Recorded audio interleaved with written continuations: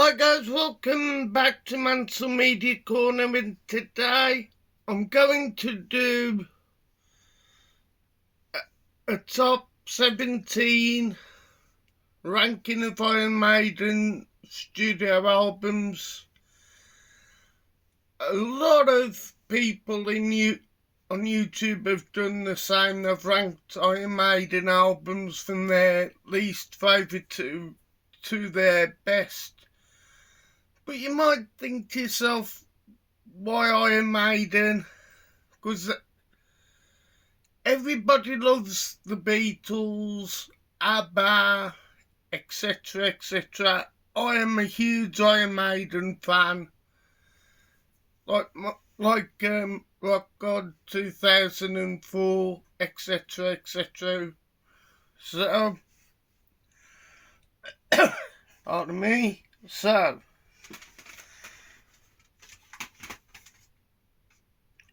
let's start with number 17. One of Iron Maiden's, I wouldn't say it's the worst Iron Maiden album, but it is the X Factor from 1995. Not too sure if Steve Harris was in a good place when he wrote this, but there's a couple of good standout tracks on this one, like Order the Flies, Sign of the Cross, Man on the Edge, Judgment to Heaven, but some of the rest of the stuff is average for me. I believe this was recorded at Steve Harris's, I think it may have been his old house, which they filmed Holy Smoke. This was the first album with Blaze Bayley on vocals. It was recorded at the Barnyard Studios in Essex.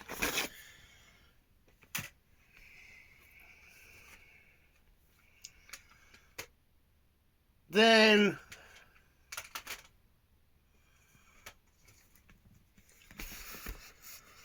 this will be a bit of a controversial. So in at number 16, I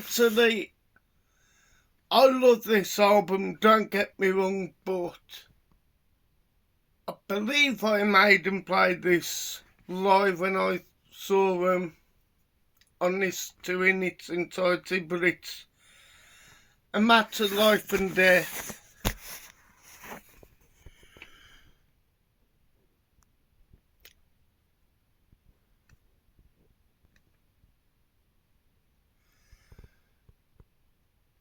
I like that, like I said, I haven't got a favourite Iron Maiden song, like when people always ask what's your favourite Beatles songs, etc. I haven't got a favourite Iron Maiden song. I like them all, but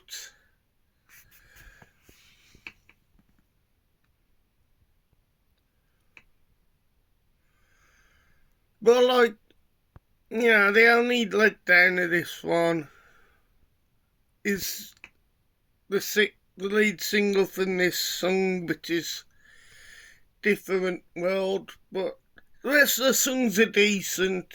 I like The Legacy, which is an epic Iron Maiden song.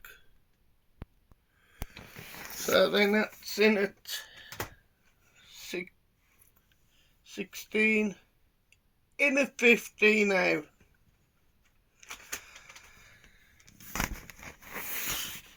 Is Virtual 11 Virtual XI. Again, I've got to admit, I'm not a big fan of the chorus of the Angel and the Gambler, but it's an okay-ish song. But big standout tracks, of course, which I play live, The Clansman, View to Real, and I don't think I've played this with Bruce on vocals. I know they played about 98 with players on vocals, but it's Lightning Strikes Twice again. This was produced by Steve Harris, and he's back in his house. I think it might have been in his back garden or somewhere close in the Barnyard Studios. So yeah. So Virtual 11, Virtual XI takes the 15th. In the 14th,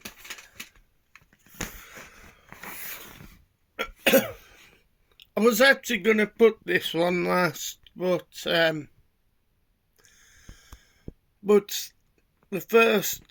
first Iron Maiden album of the 90s, which is No Prayer for the Dying.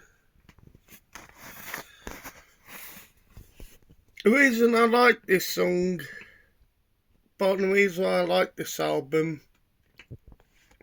it starts off with Togan, which is a brilliant opening track. And of course, got No Prayer for the Dying. Mother Russia, which is a decent Iron Maiden song. Got the very good hooks in here. No Prayer for the Dying and Public Enemy #1.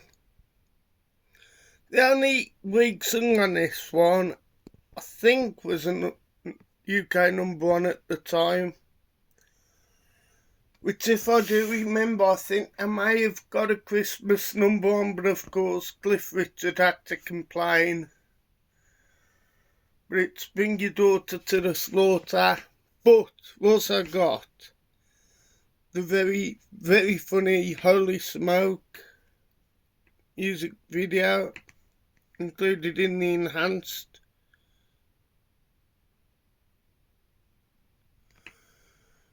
And I think this was,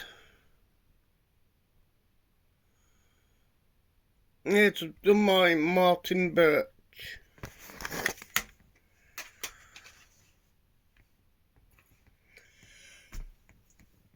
Oh, excuse me.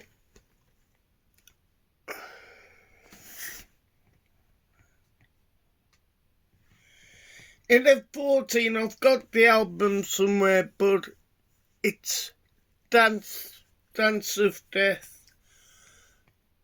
I think I remember buying it, but it's somewhere. But I love Wildest Dreams. I love No More Lies. Of course, the title track's cool. It's got one of the first main songs I think Nico wrote with, I think it was Steve Harris in New Frontier, but it's got the epic acoustic song called The Journeyman, which is a really good song. So Dance of Death from 2003 takes the 14th place. In at number 13 is Fear the Dark, which I think may have been Martin Birch's last Iron Maiden studio album. I don't mind this album, yeah, I know Fear the Dark gets played on every tour since it came out, but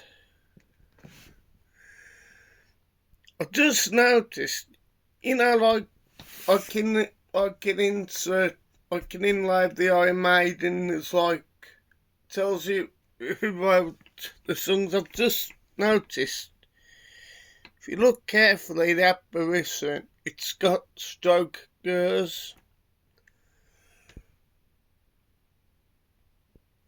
But I love Be Quick or Be Dead. From Here to Eternity, which is a great music video. Fried Suit Strangers, which is an awesome song. Also, I know a lot of people like, excuse me, The Angel and the Gambler. Not many people like Weekend Warrior. I think Weekend Warrior is a great, happy Iron Maiden song, but was the only letdown. It's not really a bad song as far as I'm concerned, is Wasting Love. So that's in at number 13. Now in at number 12 is the last album of the 1980s, and it is Seventh Son of a Seventh Son, with Eddie holding a baby.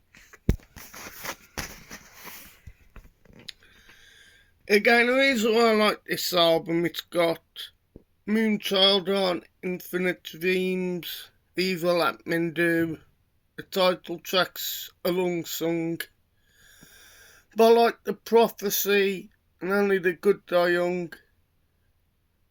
This was, by the way, produced and engineered, mixed by Martin Birch. The only letdown, I know a lot of people like this song and I can understand why. It's Can I Play With Madness. There's very kind of pop moments in that song, but what a great album this is.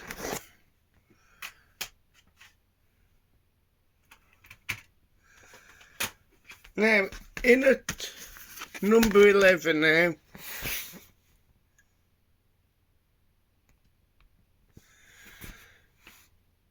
is the self-titled Iron Maiden album from 1980 with a skinny looking Eddie, but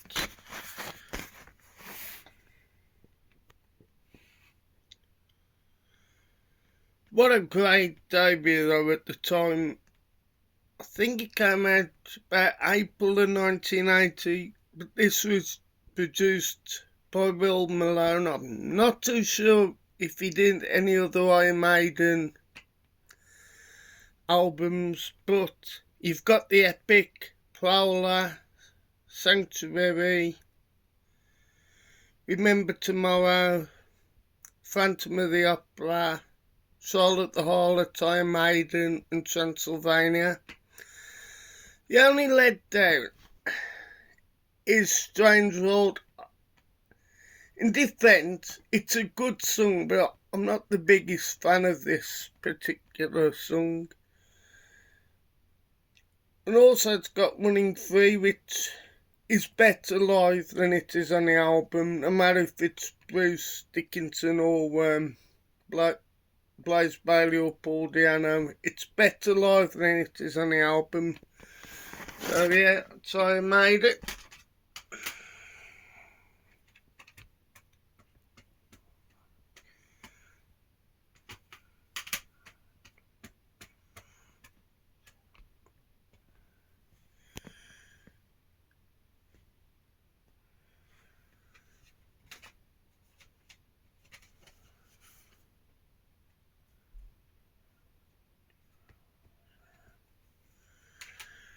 Having at number 9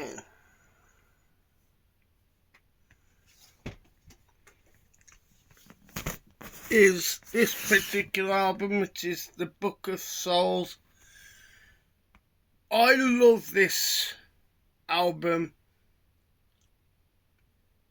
As you can see, very menacing Eddie on the cover, but what a great album. And If Eternity Should Fail, which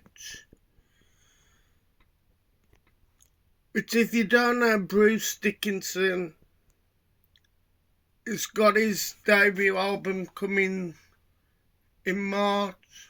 His newest this album, and originally he wrote it, If Eternity Should Fail, to appoint Stevie Harris. The man himself loved it to a point, to put this on the single, on this album, but it's got the epic Speed of Light, The Great Unknown, which is a classic, The Red and the Black's brilliant as well. When the River Runs Deep, Book of Souls, Death or Glory, Shadows of the Valley, Tears of Acclaim, The Man of Sorrows, and the long but epic Empire of the Clouds. This was produced by Kevin Shirley. It's mixed by Kevin Caveman Shirley. So, in at number 8, again, this album gets a lot of hate. I'm not too sure why. I actually enjoy this album, but it's The Final Frontier from 2011, I think. 2010, 2011. So it's got one of the best Iron Maiden songs of all time in When the Wild Wind Blows, which is just 11 minutes, but an absolute classic song. You've got The Talisman, which starts off like any Iron Maiden, which starts off like an acoustic, but when it gets going it's heavy. You've got a bit of old school Iron Maiden sound with The Alchemist. You've got Coming Home, which is an awesome song. Got the single at the time, which was El Dorado, and Satellite 15, The Final Frontier, which is but yeah, what an album this is.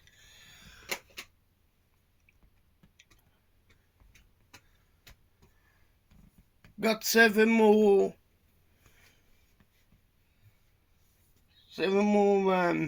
albums, so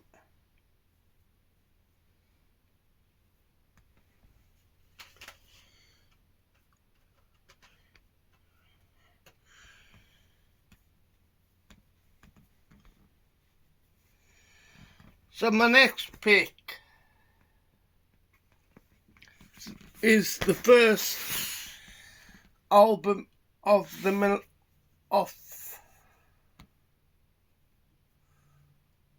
from the millennium, which is Iron Maiden's Brave New World. This was the return of Bruce Dickinson and Adrian Smith, who came back on, I believe it was the Ed Hunter tour in 1999, I think it was, or late 1998. But what a great artwork. But you've got the likes of The Wicker Man, which is an awesome running song from Bruce Dickinson at the time. You've got classic Ghost Navigator, Brave New World, Blood Brothers, A Mercenary. And I've got a feeling this is the only time Iron Maiden have played.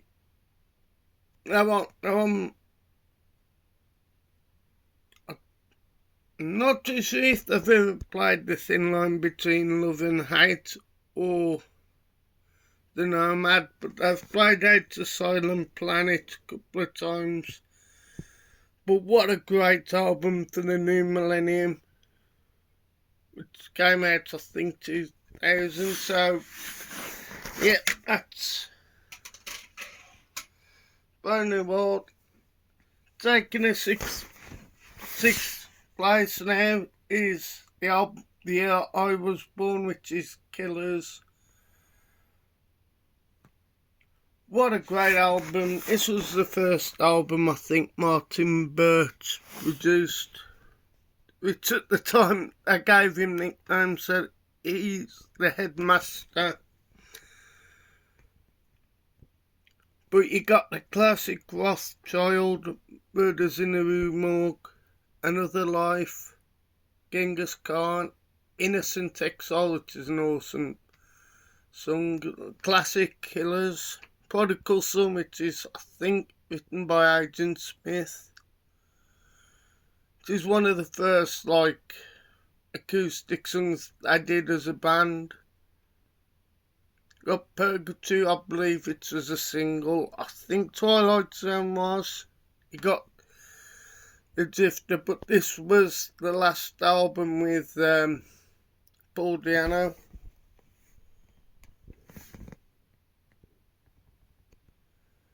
On vocals, which would like to be replaced by Bruce Dickinson.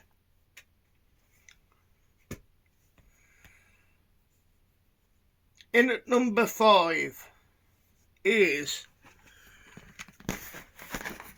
Summer End Time. I love this album. Don't get me wrong, the final 4 albums are amazing. So, the reason why I like this album, you've got Alexander the Great, which I performed, I think it was this year, but what an awesome treat for the fans. But what an album this is. There's no really bad songs on this album as far as Iron Maiden and us as fans are concerned. This isn't a perfect album. The only letdown is Deja Vu, but it's a decent Iron Maiden song. I think that's footage from Strange in a Strange Land, which is on YouTube, the actual live footage. But it's more famous for Bruce Dickinson having a cold live on stage. So his voice wasn't in great shape at the time. Now,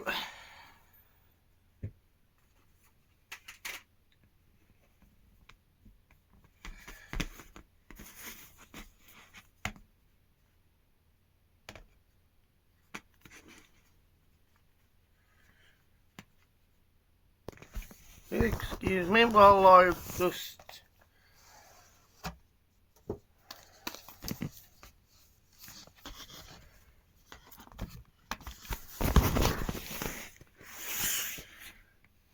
now in at number 4 is Iron Maiden's Shinjitsu. This is the big digibook version. I love this artwork, which is Samurai Eddie. But look at that though for Japanese writing.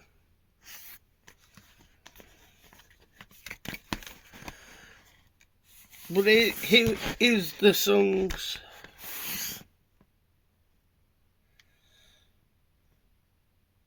I love Hell on Earth, an absolute classic song. I like Darkest Hour as well. Days of Future and Past's brilliant. Of course, Writing's on the Wall with them. Mr. Agent Smith starting off with kind of a semi-acoustic introduction. But again, can't go wrong with this album. This album for me is one of the best easily of the modern Iron Maiden period. Let me see.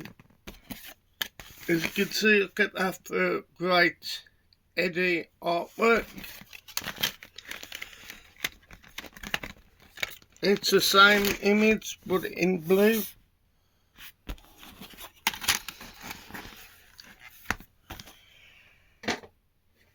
Now in at number 3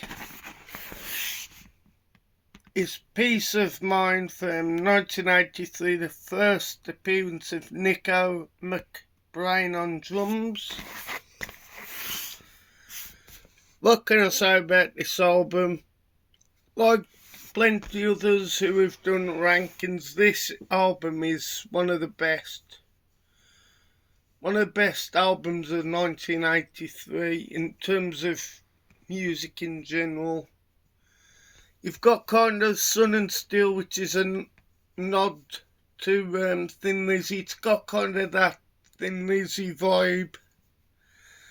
But you've got Still Life, which I can't remember what Nico McBrain says. But you've got, pardon me, you've got Die With Your Boots On, an absolute classic. Of course, can't go wrong with a bit of The Trooper. To Tame a Land and Where Eagles Stare, which is an awesome drum intro from Nico McBrain, who's been in the band ever since. It's produced by Martin Birch.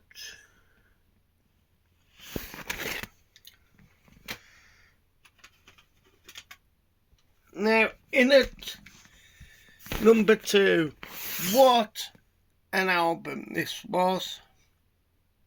And it's Power Slave from 1984.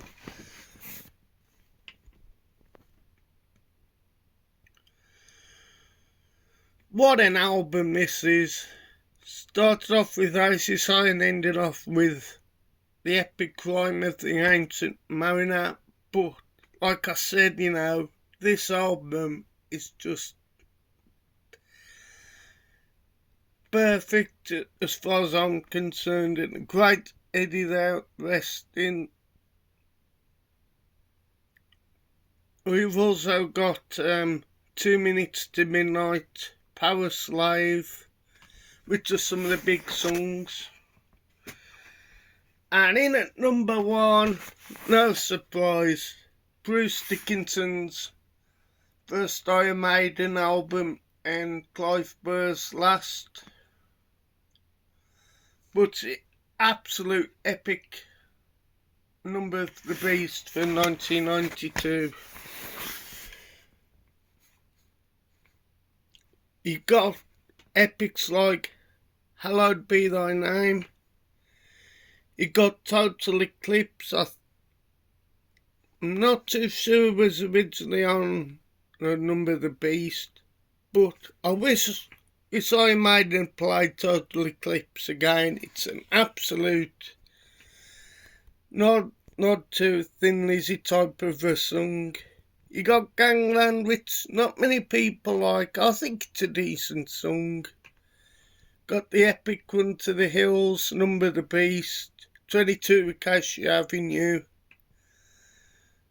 The Prisoner, Children of the Damned, and Invaders. A lot of people don't know this, but I'm also a huge pro wrestling fan, mainly WWE, WWF fan. And in the 90s there was a wrestler called the Berserker. And the Berserker's intro music, he never had any intro music when he came to the ring, but his intro music was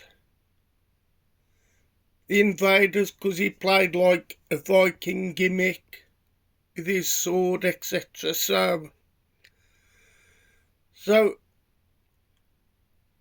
his like music was Invaders. So yeah, so that's my number 1 ranking of my Iron Maiden 17 CDs.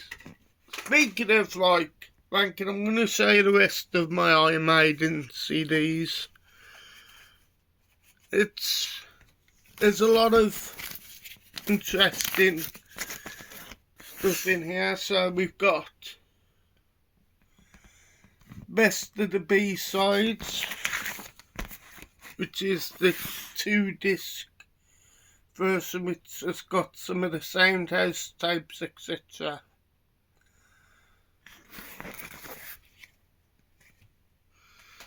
And I was gonna say this single, but it's Wildest Dreams, limited edition DVD single. Then we've got this, which is a Maximum Maiden North biography of Iron Maiden on CD with Bruce Dickinson poster.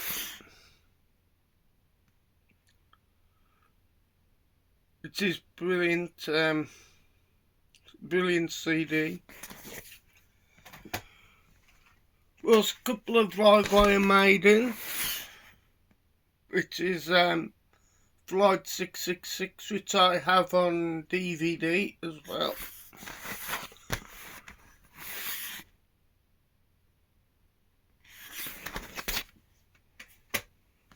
Of course, can't go wrong with one of the greatest live albums of all time, which is Iron Maiden Live After Death.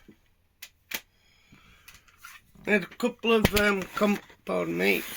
compilations. Numbers of the Beast and All Star Salute to Iron Maiden.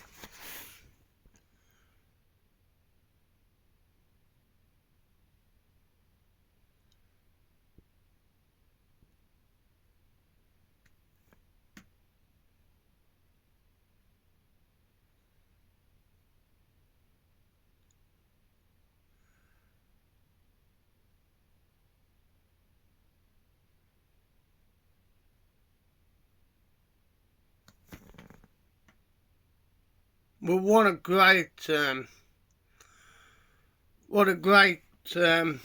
compilation of Iron Maiden songs produced by Bob Kulick and Brett Chassin.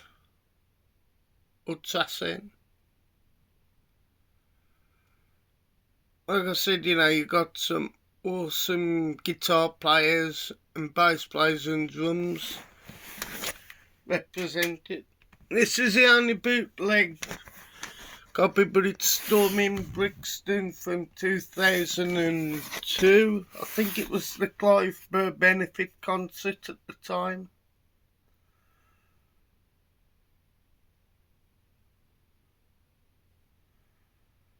But what a great set this was. Again, back to some more Iron Maiden tributes and various bands.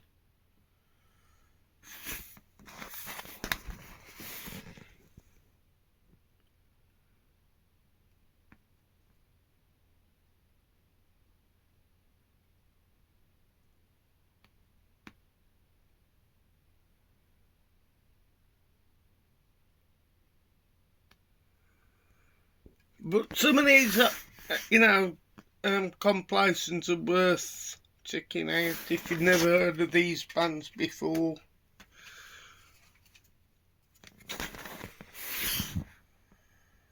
And we've got the original A Tribute to the Beast with Children of Bodom, Cradle of Filth, Iced Earth, which I've got that album. And I performed that song.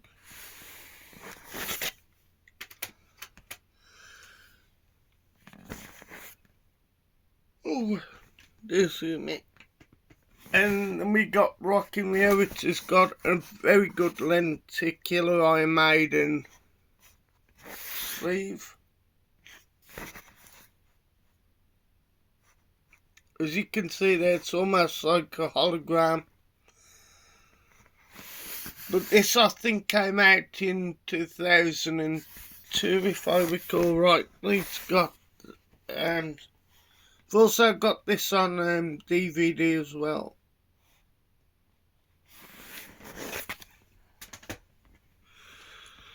One of the weakest Iron Maiden live albums, and it is, I actually like it. but it's a real live dead one.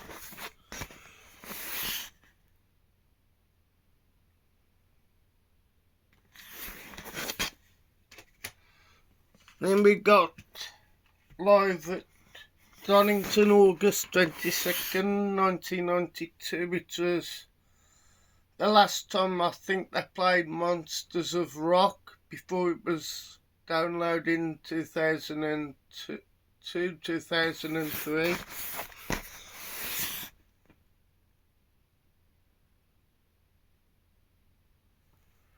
Also, I'm running for you again appearance of Agent Smith as well.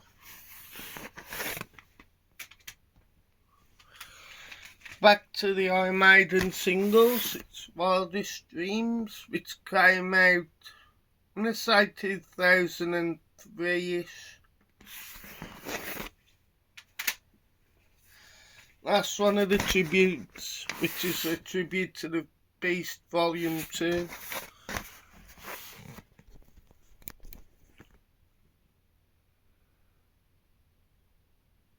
We've got Anthrax on doing Remember Tomorrow. Iced doing Hallowed Be Thy Name.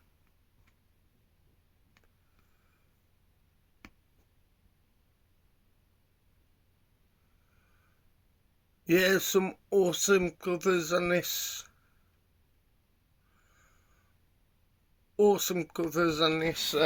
Compilation. We got Death on the Road, which came out about 2003. Which again I've got on DVD.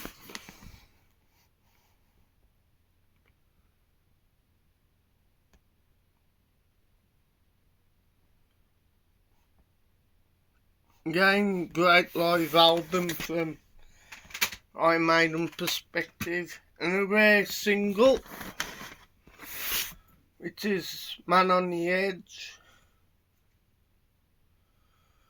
which mine came in a box set with like pictures of Iron Maiden. It's also got an interview with Blaze Part 1.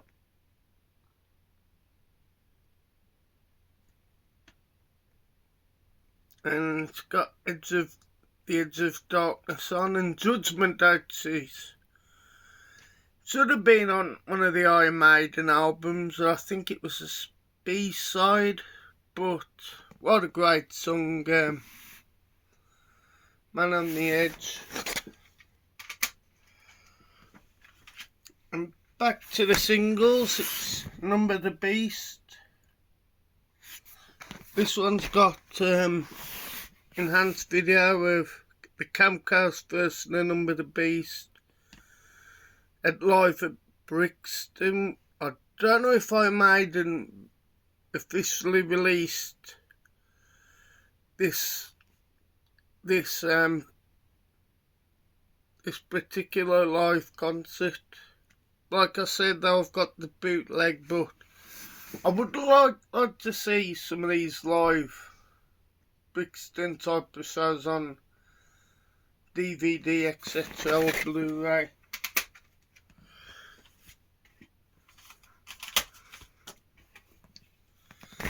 Again, another single, which is the reincarnation of Benjamin Brieg.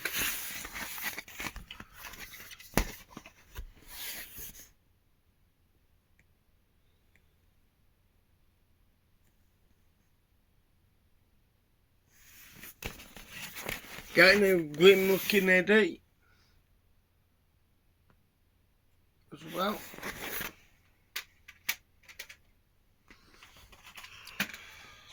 Of course, The Trooper, which I think came out in 2005 as a single with Prowler.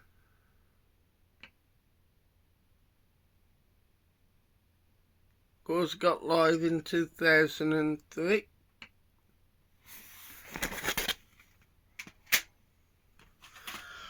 The original Best of the B-sides. which is just the one disc which I believe I got.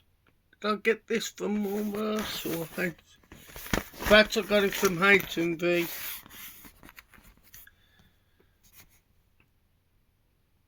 It's also got Virus, which I'm not too sure was a B-side to Iron Maiden song, but the video's pretty good at the time. Of course, it's got that song which Nigel hates. I don't think he hates. I think he gets bored of them playing live, which is Fear of the Dark.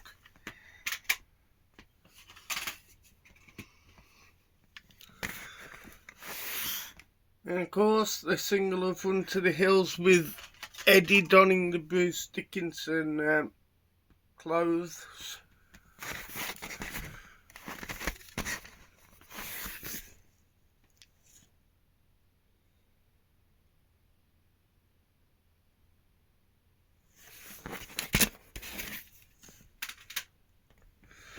Of course, Ed Hunter, which has got the game included, which still plays to this day. I haven't played it for years, but yeah, great compilation of Iron Maiden classics performed by the band.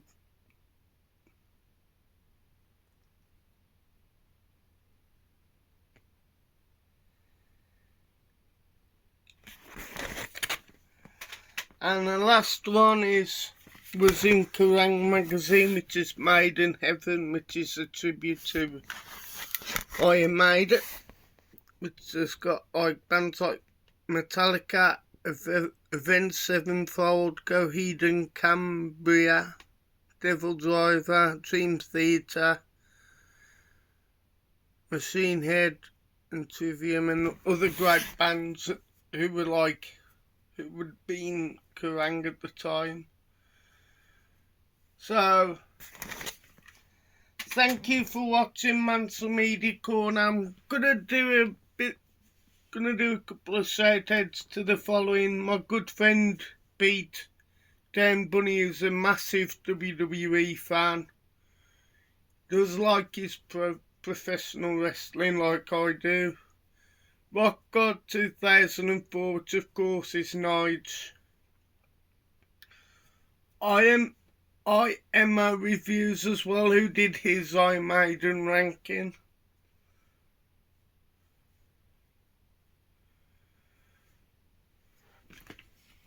Nathan the Wrestling Guy. Scottish Geek Guy. Lisa Loves. Magpie Movies, which is Geordie Paul. Mondo Televic Movies, Scott the Movie Critic, Jim Jam Movies and TV, which is my very good friend James Millership, Rebecca Louise, and Small Screen Big Screen, which is my very good friend Hale.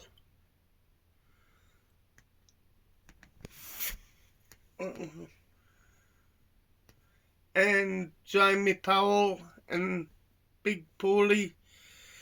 So yes, so thank you for watching Mansell Media. Please like, share and comment. What are some of your favourite Iron Maiden CDs, vinyls,